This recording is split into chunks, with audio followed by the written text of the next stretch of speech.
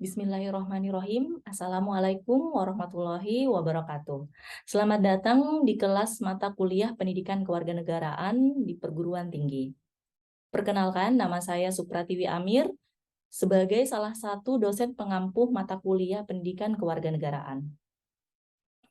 Kali ini kita akan membahas tentang materi bagaimana hakikat pendidikan kewarganegaraan dalam mengembangkan kemampuan sarjana atau profesional.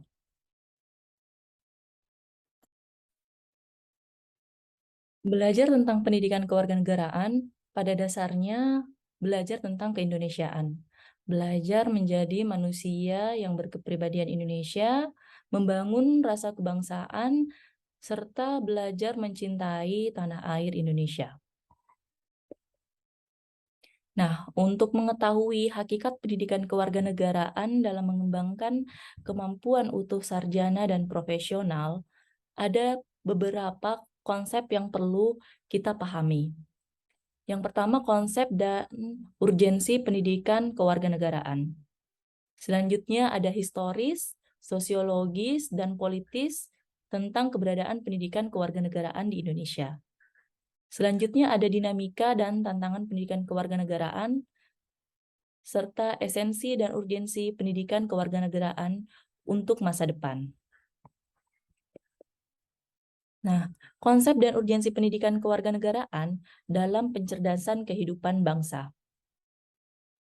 Anda yang sekarang hadir di room ini tentu memiliki mimpi untuk menjadi seorang sarjana dan mungkin berkeinginan atau bercita-cita menjadi seorang yang profesional di bidangnya. Lalu untuk mengetahui apa sih urgensi pendidikan kewarganegaraan, kita perlu memahami beberapa konsep terkait hal tersebut. Yang pertama, sarjana. Apa sih sarjana itu? Sarjana menurut Undang-Undang Republik Indonesia Nomor 12 Tahun 2012 tentang pendidikan tinggi, bahwa program sarjana merupakan jenjang pendidikan akademik bagi lulusan pendidikan menengah atau sederajat sehingga mampu mengamalkan ilmu pengetahuan dan teknologi melalui penalaran ilmiah. Sedangkan konsep profesional dalam Undang-Undang Republik Indonesia Nomor 14 Tahun 2005 ini terkait tentang guru dan dosen, dikemukakan bahwa profesional adalah pekerjaan atau kegiatan yang dapat menjadi sumber penghasilan, perlu keahlian, kemahiran, atau kecakapan, memiliki standar mutu, ada norma, dan diperoleh melalui pendidikan profesi. Di sini Anda sebagai calon-calon sarjana, sedangkan saya sebagai profesional. Nah, selanjutnya setelah konsep sarjana dan profesional kita ketahui, perlu kita ketahui bahwa sarjana dan profesional ini merupakan warga negara. Namun, apa sih konsep dari warga negara itu sendiri? Nah, warga negara merupakan anggota dari sekelompok manusia yang hidup atau tinggal di wilayah hukum tertentu yang memiliki hak dan kewajiban. Nah, dalam Undang-Undang Nomor 12 Tahun 2006, warga negara adalah warga suatu negara yang ditetapkan berdasarkan peraturan perundang-undangan. Setelah mengetahui konsep terkait warga negara, sekarang pertanyaannya, siapa saja sih warga negara Indonesia? Nah, yang menjadi warga negara Indonesia adalah yang menurut undang-undang yang berlaku saat ini, warga negara adalah warga suatu negara yang ditetapkan berdasarkan peraturan perundang-undangan. Mereka meliputi TNI, Polri, petani, pedagang, dan profesi, serta kelompok masyarakat lainnya yang telah memenuhi syarat menurut undang-undang.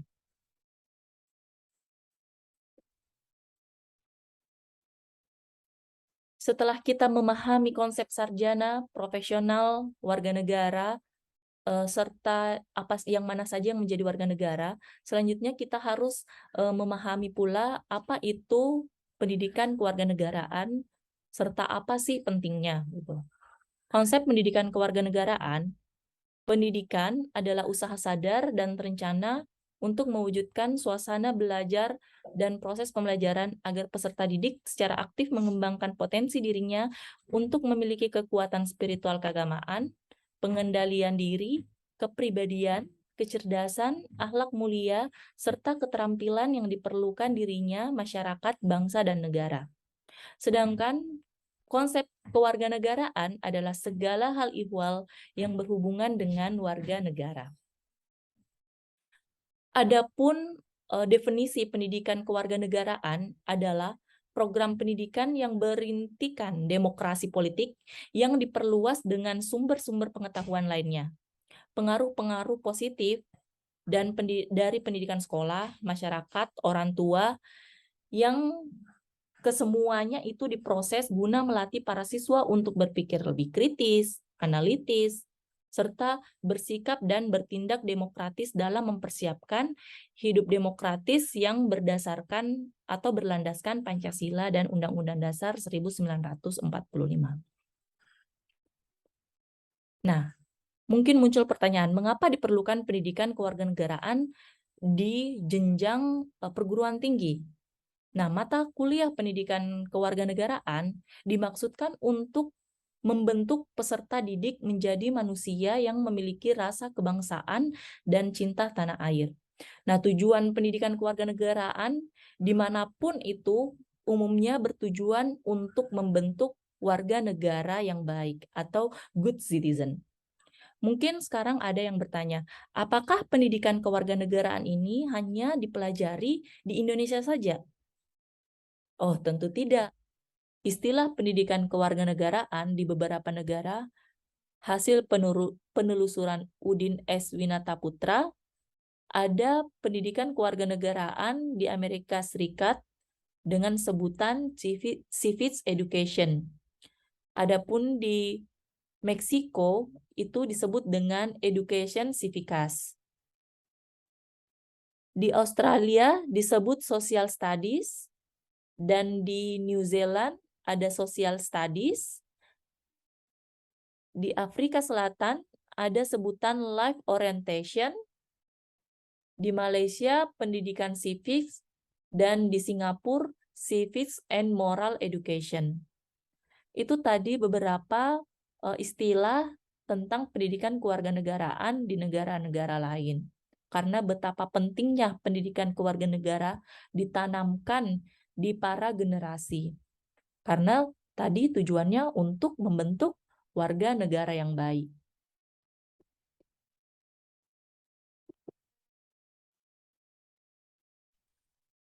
Mari kita melihat sumber-sumber pendidikan kewarganegaraan berdasarkan sumber historis, sosiologis, dan politis.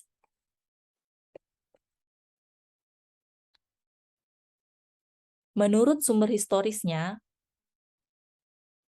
sejak tahun 1908 pada masa Budi Utomo, di Hari Kebangkitan Nasional, pada saat itulah dalam diri bangsa Indonesia mulai tumbuh kesadaran sebagai bangsa, walaupun belum menamakan dirinya sebagai Indonesia. Nah, berdasarkan sejarah lagi, di Sumpah Pemuda pada tahun 1928, para pemuda yang berasal dari wilayah Nusantara berikrar menyatakan diri sebagai bangsa Indonesia, bertanah air, dan berbahasa Persatuan Bahasa Indonesia. Ini menandakan bahwa di para pemuda pada masa itu telah tertanam rasa cinta tanah air. Berlanjut di organisasi-organisasi kebangsaan, mulai bergerak dan bertujuan membangun rasa kebangsaan dan mencita-citakan Indonesia untuk merdeka. Negara yang mandiri, yang lepas dari penjajahan dan ketergantungan terhadap kekuatan asing. Nah, berdasarkan catatan sejarah kemerdekaan Indonesia, Soekarno-Hatta atas nama bangsa Indonesia menyatakan kemerdekaannya. Nah, pada masa itu bisa dinyatakan bahwa Soekarno dan Hatta mewakili seluruh rakyat Indonesia bersatu padu untuk membentuk sebuah negara. Ini menunjukkan adanya rasa persatuan, rasa cinta tanah air, sehingga menjadi momentum bahwa di masa ini sebenarnya telah ada pendidikan kewarganegaraan. Selanjutnya pasca kemerdekaan. Nah, pasca kemerdekaan ini mengisi perjuangan dengan mempertahankan kemerdekaan melalui berbagai cara, baik perjuangan fisik maupun diplomatis. Namun, tantangan untuk menjaga dan mempertahankan kemerdekaan yang hakiki ini belum selesai. Di sini ada pernyataan Prof. Dina Lubis tahun 2008 bahwa dahulu musuh itu jelas, penjajah yang tidak memberikan ruang untuk mendapatkan keadilan kemanusiaan yang sama bagi warga negara. Kini musuh bukan dari luar, tetapi dari dalam negeri sendiri. Korupsi yang merajalela, ketidakadilan, pelanggaran HAM, kemiskinan, ketidakmerataan ekonomi, penyalahgunaan kekuasaan, tidak menghormati harkat dan martabat orang lain, serta suap menyuap.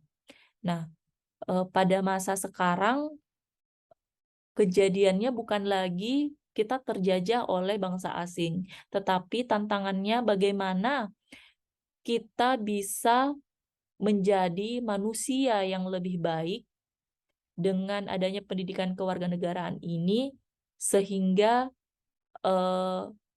korupsi, ketidakadilan, pelanggaran HAM, kemiskinan, dan lain sebagainya itu masalah-masalah yang kita hadapi bisa diminimalisir. Nah, untuk sumber sosiologi sendiri, pendidikan kewarganegaraan itu telah dilakukan dalam dimensi sosiokultural, di mana para pemimpin mengajak seluruh rakyat untuk mencintai tanah air dan bangsa Indonesia. Seluruh pemimpin bangsa membakar semangat rakyat untuk mengusir penjajah yang hendak kembali menguasai dan menduduki Indonesia yang telah dinyatakan merdeka. Nah, selain itu, pendidikan kewarganegaraan juga bersumber dari pidato-pidato dan ceramah-ceramah yang dilakukan oleh para pejuang, serta kiai-kiai di pondok pesantren yang mengajak umat berjuang mempertahankan tanah air. Selanjutnya, untuk sumber politik, pendidikan kewarganegaraan pasca kemerdekaan tahun 1945 belum dilaksanakan di sekolah-sekolah. Hingga terbit bukunya Civis pertama di Indonesia yang berjudul Manusia dan Masyarakat Baru Indonesia, yang disusun oleh Mr. Supardo, Mr. Hoteruk, Suroyowarsid, Sumarjo, Khalid Rasidi, Soekarno, dan Mr. JTC Simorangkir.